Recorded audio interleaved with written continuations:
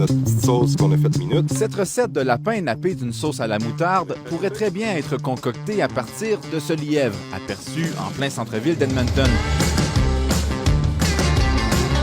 Cet animal décrit comme étant furtif dans l'ensemble du pays est pratiquement considéré comme une peste dans les grandes villes albertaines, au même titre que l'écureuil à Montréal ou le pigeon à Toronto. De quoi surprendre ce chef cuisinier originaire du Québec en Alberta depuis quelques années. Au Québec, tu peux passer une journée dans le bois, puis il y a des chances qu'on t'en verra seulement pas un, mais ils sont là. Mais ici, ils sont partout. Je me suis toujours demandé pourquoi on les trappait pas. Il est interdit de chasser le lièvre dans les parcs ou autres endroits publics d'Edmonton.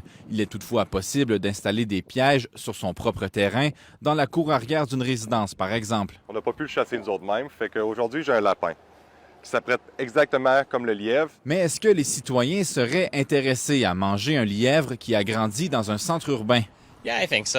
Oui, je crois que ça vaut la peine d'essayer, dit cet homme. C'est peut-être un plat délicieux. J'y goûterais probablement, affirme cette femme. Je ne sais pas vraiment ce qu'il mange en ville, se demande-t-elle. S'il mange dans les poubelles, c'est inquiétant. Pour le savoir, dirigeons-nous aux zoos d'Edmonton. Cette vétérinaire précise que bien que le lièvre soit opportuniste dans son alimentation, il demeure majoritairement un rongeur herbivore. Son verdict, si la viande est bien cuite, il n'y a aucun problème à manger du lièvre urbain. La flore bactérienne du lièvre en pleine nature versus la flore bactérienne du lièvre dans un milieu urbain va être différente.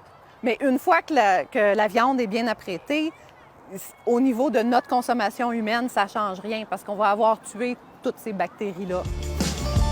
Maintenant, de retour à la cuisine, quelle est la meilleure façon de le concocter? On est en camping, on pense camping. Ça va être très simple, on va faire sel poivre. Je vais faire juste une petite sauce, vin blanc, crème, bouillon de poulet. Donc on va avoir le meilleur des deux mondes, un côté rapide avec la cuisson, sel poivre, et on va tester un peu qu'est-ce que ça donnerait avec cette sauce à la moutarde.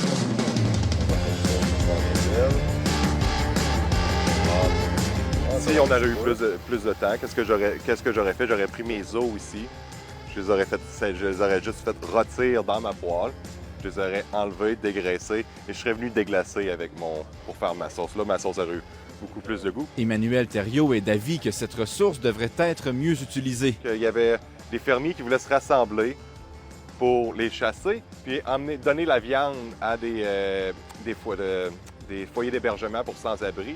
Mais au niveau des lois, ça passait pas. Mais je crois qu'on devrait peut-être penser à changer les lois. Parce que si on a la nourriture, il y a une abondance. Surtout que le résultat est délicieux.